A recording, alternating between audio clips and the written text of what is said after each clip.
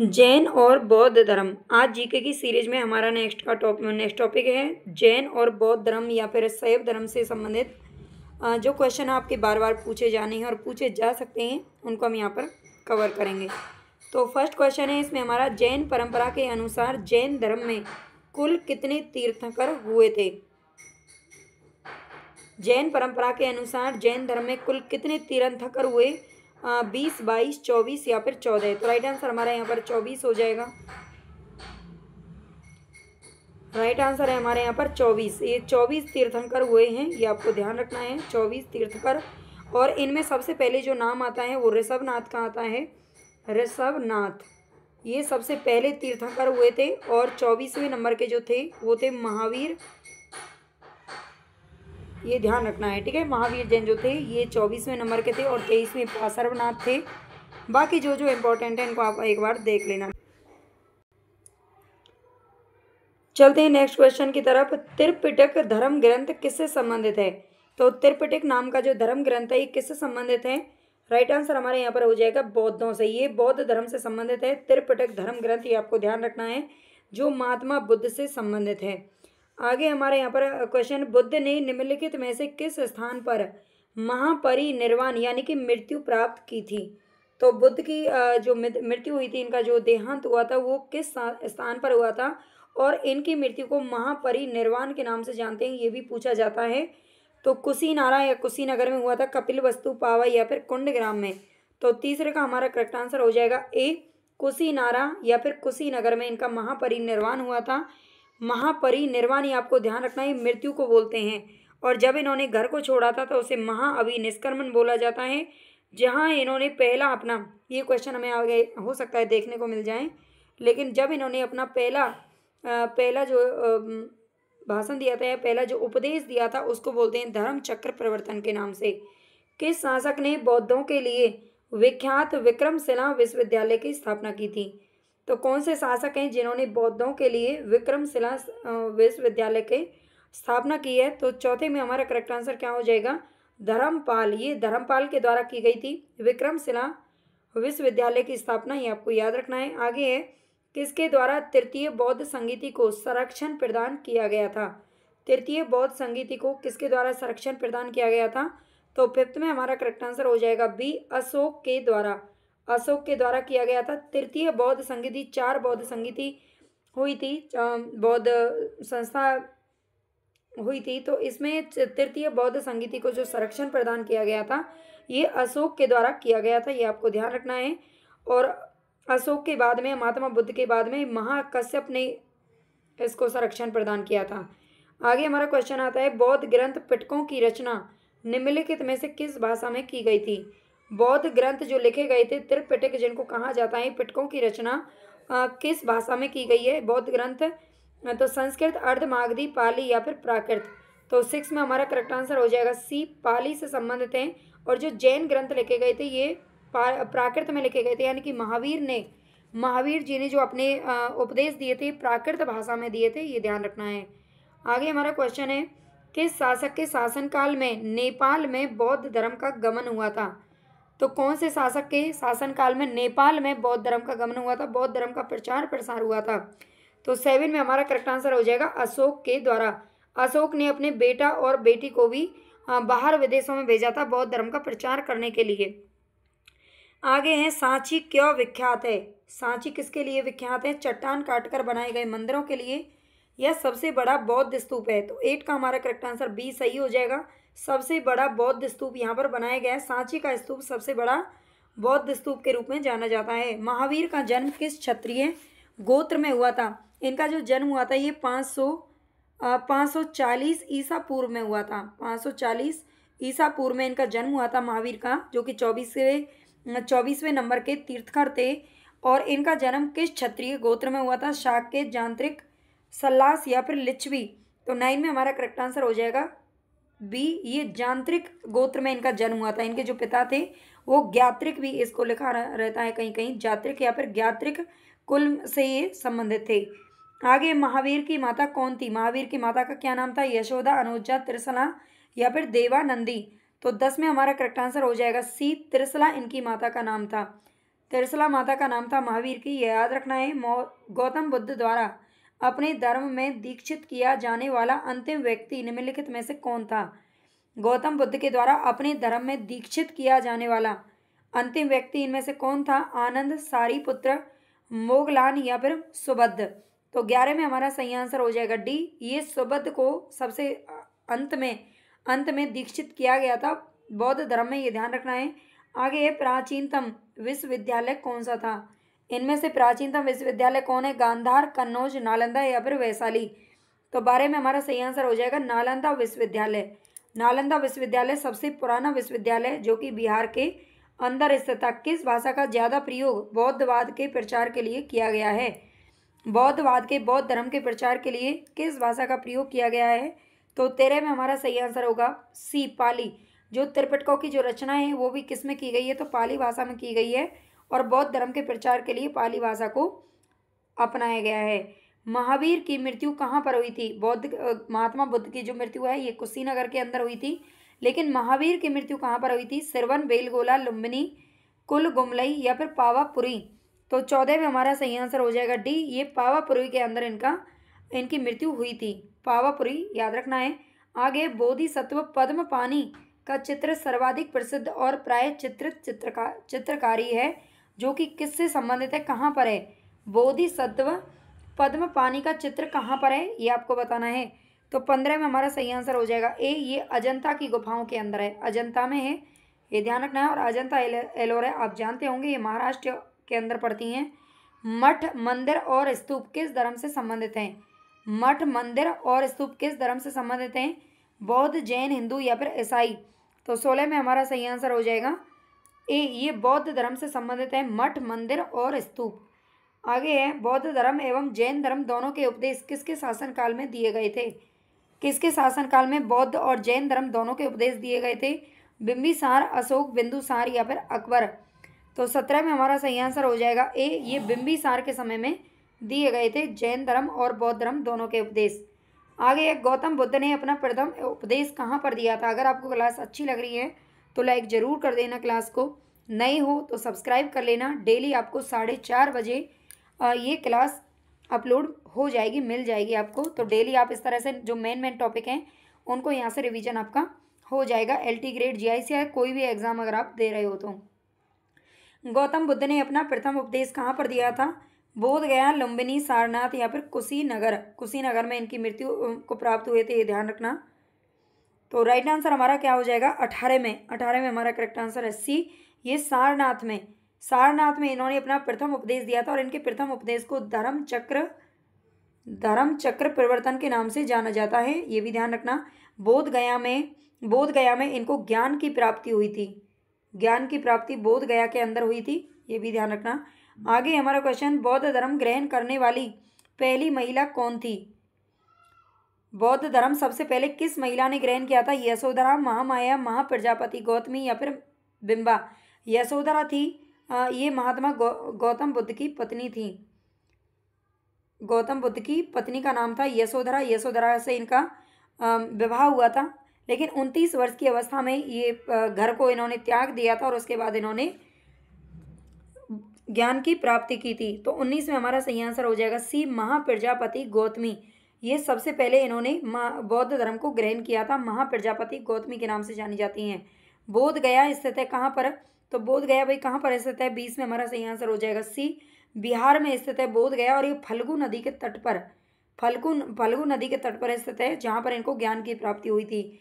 आगे हमारा क्वेश्चन है, जातक किसका ग्रंथ है? वैष्णव, जैन, बौद्ध या फिर शैव धर्म का ग्रंथ है। जातक किसका ग्रंथ है? जातक किससे संबंधित है? तो सी ऑप्शन हमारा सही हो जाएगा, ये बौद्ध धर्म से संबंधित है। नेक्स्ट है सिद्धार्थ या बुद्ध को ज्ञान की प्राप्ति कहाँ हुई थी? गौतम बुद्ध का जो बचपन का नाम था ये सिद्धार्थ था और इनको ज्ञान प्राप्ति कहाँ पर हुई थी? तो यहाँ पर हमारा करेक्ट आंसर क्या होगा भाई? 22 में डी हो जाएगा, बोध गया या फिर बोध गया, इसी को कहते हैं गया को, ठीक है। बोध गया या फिर गया फल्गु नदी के किनारे पर, ये भी ध्यान रखना है। सारनाथ में बुद्ध का प्रथम प्रवचन क्या कहलाता है? तो इसे धर्म चक्र प्रवर्तन के नाम से जाने जाते हैं। महाअभिनिष्क्रमण, जब इन्होंने घर का त्याग किया था तो उसे महाअभिनिष्क्रमण का नाम दिया गया। महापरिनिर्वाण मृत्यु को कहा गया। नेक्स्ट हमारा क्वेश्चन है, बौद्ध धर्म ने समाज के निम्न वर्गों पर महत्वपूर्ण प्रभाव डाला था। तो कौन से वर्गों पर इन्होंने प्रभाव डाला था? व्यापारी और पुजारी, साहूकार और गुलाम, योद्धा और व्यवसायी, या फिर महिला और शूद्र। तो 24 में हमारा सही आंसर हो जाएगा महिला और शूद्र। बौद्ध धर्म ने समाज के जो महिला और शूद्र थे इन पर सबसे अधिक प्रभाव डाला था। नेक्स्ट हमारा, बुद्ध के गृह त्याग का प्रतीक क्या है? बुद्ध के गृह त्याग का प्रतीक कौन सा इसमें से जो प्राणी है वो है? तो 25 में हमारा सही आंसर हो जाएगा ए, घोड़ा। बुद्ध के गृह त्याग का प्रतीक है घोड़ा। नेक्स्ट यहाँ पर, गौतम बुद्ध द्वारा भिक्षुनी संघ की स्थापना कहाँ पर की गई थी? गौतम बुद्ध के द्वारा भिक्षुनी संघ की स्थापना की गई थी और ये कहाँ की गई थी? सारनाथ, कपिलवस्तु, वैशाली या फिर गया में। तो 26 में हमारा सही आंसर हो जाएगा सी, वैशाली के अंदर। वैशाली में इन्होंने सबसे पहले भिक्षुनी संघ की स्थापना की थी, ये याद रखना। आगे है, सर्वप्रथम शून्यवाद यानी कि शून्यता का सिद्धांत का प्रतिपादन करने वाले बौद्ध दार्शनिक का क्या नाम है? सर्वप्रथम शून्यवाद या शून्यता का सिद्धांत किसने दिया था? असंग, वसुबंधु, नागार्जुन या फिर दिंगनाग। तो 27 में हमारा सही आंसर हो जाएगा सी, ये नागार्जुन के द्वारा दिया गया था शून्यवाद का सिद्धांत। आगे है, महावीर का मूल नाम क्या था? महावीर का मूल नाम क्या था? तो राइट आंसर हमारा सिद्धार्थ। आपने देखा है ये गौतम बुद्ध का नाम था जो कि बौद्ध धर्म से संबंधित है। ठीक है, गौतम बुद्ध का नाम था, महात्मा बुद्ध के नाम से जो जाने गए थे सिद्धार्थ था, और गौतम भी नहीं, वर्धमान इनका मूल नाम था। ठीक है, महावीर का जो मूल नाम था ये सी सही हो जाएगा, वर्धमान। आगे, किसे एशिया की रोशनी या फिर द लाइट ऑफ एशिया या एशिया का ज्योतिपुंज कहा जाता है? तो ये किसको कहा जाता है? गौतम बुद्ध को कहा जाता है एशिया का ज्योतिपुंज। आगे, दिलवाड़ा के जैन मंदिरों का निर्माण किसने करवाया था? दिलवाड़ा के जैन मंदिरों का निर्माण करवाने वाले कौन थे? तो 30 में हमारा सही आंसर हो जाएगा सी, चालुक्य या सोलंकियों ने करवाया था। जो सोलंकी वंश या चालुक्य वंश के जो राजा थे उनके द्वारा जैन मंदिरों का निर्माण करवाया गया था। नागार्जुन कौन थे भाई? नागार्जुन कौन थे? ग्रीक राजा, वैष्णव संत, जैन मठवासी या फिर बौद्ध दार्शनिक। तो 31 में हमारा करेक्ट आंसर हो जाएगा बौद्ध दार्शनिक। नागार्जुन किससे संबंधित हैं? तो ये बौद्ध दार्शनिक थे। आगे, जैन परंपरा के अनुसार महावीर कौन से नंबर के तीर्थकर थे? तो ये 24वें नंबर के थे। ठीक है, जिनका जन्म हुआ था 540 ईसा पूर्व में। नेक्स्ट क्वेश्चन है, जैन धर्म का आधारभूत बिंदु क्या है? कर्म, निष्ठा, अहिंसा या फिर विराग। तो 33 में हमारा आंसर सी सही हो जाएगा, अहिंसा। कभी झूठ नहीं बोलना, हिंसा नहीं करना, चोरी नहीं करना, ये इनके क्या थे? आधारभूत बिंदु हैं। आगे हमारा क्वेश्चन है, जियो और जीने दो ये किसने कहा था? महावीर, स्वामी, गौतम बुद्ध, महात्मा गांधी या फिर विनोबा भावे। तो 34 में हमारा सही आंसर ए हो जाएगा, महावीर स्वामी ने जो वाक्य कहा था, जियो और जीने दो।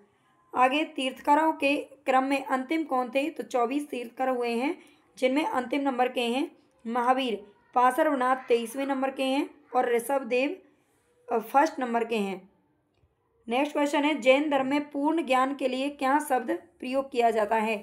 पूर्ण ज्ञान के लिए जिन, रत्न, कैवल्य या फिर निर्वाण। तो 36 में हमारा सही आंसर क्या हो जाएगा? सी, कैवल्य नाम दिया गया है। पूर्ण ज्ञान जब प्राप्त हो जाता है तो उसे कैवल्य का नाम दिया जाता है जैन धर्म के अंदर। महावीर स्वामी का जन्म कहाँ पर हुआ था? महावीर स्वामी का जन्म कहाँ हुआ था? तो 37 में हमारा सही आंसर हो जाएगा एक, कुंडग्राम में हुआ था। महावीर स्वामी का जन्म हुआ था कुंडग्राम में और इनकी जो मृत्यु हुई थी वो हुई थी पावापुरी के अंदर। आगे, कनिष्क के शासनकाल में चतुर्थ बौद्ध संगीति या सभा किस नगर में आयोजित की गई थी? कनिष्क के शासनकाल में चतुर्थ बौद्ध संगीति हुई थी और ये किस नगर में आयोजित की गई थी? मगध, पाटलिपुत्र, कुंडलवन, कश्मीर या फिर राजगृह। तो 38 में हमारा सी ऑप्शन सही हो जाएगा, कुंडलवन कश्मीर के अंदर कनिष्क के शासनकाल में। आगे, तृतीय बौद्ध संगीति कहाँ पर आयोजित हुई थी? वत्स, पाटलिपुत्र, कौशाम्बी या फिर कश्मीर। तो 39 में हमारा सही आंसर हो जाएगा बी, ये पाटलिपुत्र के अंदर आयोजित हुई थी तृतीय बौद्ध संगीति और अशोक के समय में हुई थी। अशोक के शासनकाल में बौद्ध संगीति किस नगर में आयोजित की गई थी? तो 40 में हमारा आंसर हो जाएगा सही, पाटलिपुत्र के अंदर अशोक के समय में तृतीय बौद्ध संगीति के ये अध्यक्ष रहे थे। निम्नलिखित में से कौन सी बात बौद्ध धर्म और जैन धर्म में समान नहीं है? अहिंसा, वेदों के प्रति उदासीनता, आत्मदमन या रीति रिवाजों की अस्वीकृति। दोनों में कौन सी चीज़ है जो समान नहीं है? तो 41 में हमारा आंसर हो जाएगा सी, आत्मदान, आत्मदमन। आत्मदमन ये दोनों में दोनों में समान नहीं है, बाकी सभी समानता पाई जाती है। निम्नलिखित में से किस नगर में प्रथम बौद्ध संगीति या सभा आयोजित की गई थी? प्रथम बौद्ध संगीति का आयोजन कहाँ पर हुआ था? तो 42 में हमारा सही आंसर हो जाएगा सी, राजगृह के अंदर हुआ था। आगे हमारा क्वेश्चन है, निम्नलिखित में से कौन सबसे पूर्वकालिक जैन ग्रंथ कहलाता है? सबसे पूर्वकालिक जैन ग्रंथ कौन सा कहलाता है? तो राइट आंसर हमारा यहाँ पर कौन सा हो जाएगा भाई? 14 पूर्व। ठीक है, 14 पूर्व जो ग्रंथ है, पूर्वकालिक जैन ग्रंथ क्या कहलाता है? 14 पूर्व, ये ध्यान रखना। आगे हमारा क्वेश्चन है, आजीवक संप्रदाय के संस्थापक कौन थे? आजीवक संप्रदाय के संस्थापक कौन थे? तो 44 में हमारा सही आंसर क्या हो जाएगा भाई? आजीवक संप्रदाय के संस्थापक कौन थे? मक्खली गोसाल। ठीक है, मक्खली गोसाल हमारा आंसर सही होगा। नेक्स्ट है यहाँ पर, भागवत संप्रदाय के विकास में किसका योगदान अत्यधिक था? भागवत संप्रदाय के विकास में किसका योगदान सबसे ज़्यादा था? पार्थियन, हिंद, यूनानी, कुषाण या फिर गुप्त? तो राइट आंसर हमारा यहाँ पर क्या हो जाएगा? भागवत संप्रदाय के विकास में सबसे अधिक जो योगदान है वो हिंद यूनानियों का है। हिंद यूनानी हमारा आंसर सही होगा। नेक्स्ट है, भगवान महावीर का प्रथम शिष्य कौन था? तो ये थे भाई जमाली, और जमाली जो थे ना, इनके दामाद थे और ये इनके सबसे पहले शिष्य बने थे, प्रथम शिष्य। आगे है, त्रिरत्न सिद्धांत, सम्यक धारणा, सम्यक चरित्र, सम्यक ज्ञान, ये जिस धर्म की महिमा है वे कौन सा धर्म है? बौद्ध धर्म, ईसाई, जैन या फिर इनमें से कोई भी नहीं? तो 47 में हमारा सही आंसर क्या हो जाएगा? ये जैन धर्म से संबंधित है। ठीक है, ये जैन धर्म से संबंधित है। 47 में हमारा आंसर होगा जैन धर्म। इनको याद रखना, ये त्रिरत्न सिद्धांत हैं, जैन धर्म से संबंधित हैं। निम्नलिखित में से कौन सा स्थल पार्श्वनाथ से संबद्ध होने के कारण जैन सिद्ध क्षेत्र माना जाता है? जैन सिद्ध क्षेत्र माना जाता है पार्श्वनाथ से संबंधित होने के कारण। चंपा, पावा, सम्मेद शिखर या फिर ऊर्जयंत? तो राइट आंसर हमारा 48 में हो जाएगा सम्मेद शिखर। ये जो स्थल है ये पार्श्वनाथ से संबंधित है, सम्मेद शिखर। नेक्स्ट हमारा क्वेश्चन है, बुद्ध की मृत्यु के बाद प्रथम बौद्ध संगीति की अध्यक्षता किसने की थी? प्रथम बौद्ध संगीति की अध्यक्षता करने वाले कौन है? महाकश्यप, धर्मसेन, अजातशत्रु या फिर नागसेन? तो यहाँ पर हमारा करेक्ट आंसर क्या हो जाएगा भाई? महाकश्यप। ठीक है, बुद्ध की मृत्यु के बाद में जो प्रथम बौद्ध संगीति हुई थी उसकी स्थापना करने वाले हैं महाकश्यप। नेक्स्ट हमारा क्वेश्चन है यहाँ पर, निम्नलिखित में से बुद्ध के जीवन काल में ही संघ प्रमुख होना चाहता था? बुद्ध के जीवन काल से ही संघ का प्रमुख कौन बनना चाहता था? देवदत्त, महाकश्यप, उपाली या फिर आनंद? तो 50वां क्वेश्चन है हमारा, और 50 में हमारा राइट आंसर हो जाएगा क्या? देवदत्त। देवदत्त जो था ये संघ का प्रमुख बनना चाहता था बुद्ध के जीवन काल से ही। आगे है, हेलियोडोरस का बेस नगर अभिलेख संदर्भित है, ये किसके लिए संदर्भित है, किसके लिए जाना जाता है? हेलियोडोरस का बेस नगर, तो ये केवल वासुदेव से संबंधित है। नेक्स्ट हमारा क्वेश्चन है, वासुदेव कृष्ण की पूजा सर्वप्रथम किसने प्रारंभ की थी? वासुदेव कृष्ण की जो पूजा है सबसे पहले किसने प्रारंभ की थी? तो ये 7 तवतों के द्वारा प्रारंभ की गई थी।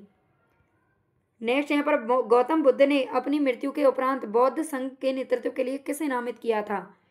तो किसी को भी नहीं किया था भाई। बौद्ध जो बुद्ध थे उन्होंने अपनी मृत्यु के उपरांत किसी को भी बौद्ध संघ के नेतृत्व के लिए नामित नहीं करके गए थे, किसी को उन्होंने अपना उत्तराधिकारी नहीं बनाया था। स्यादवाद किससे संबंधित है? स्यादवाद किससे संबंधित है? तो यहाँ पर हमारा सही आंसर हो जाएगा जैन धर्म से संबंधित है ये। नेक्स्ट क्वेश्चन, गौतम बुद्ध का जन्म कब हुआ था?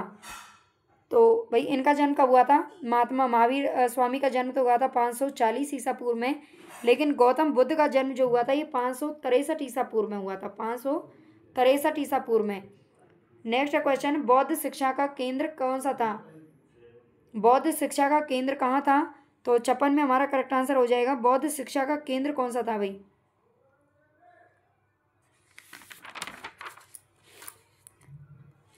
तो राइट आंसर हमारा विक्रमशिला। ठीक है, विक्रमशिला सही हो जाएगा, बौद्ध शिक्षा का केंद्र था विक्रमशिला।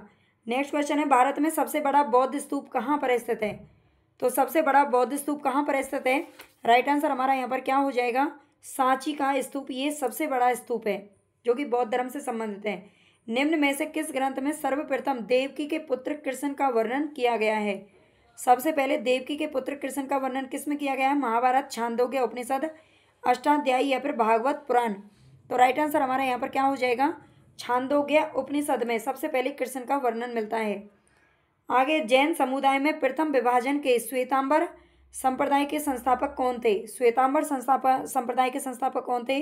स्थूलभद्र, भद्रबाहु, कालकाचार्य, फिर देव ऋषि, क्षमा शर्मन।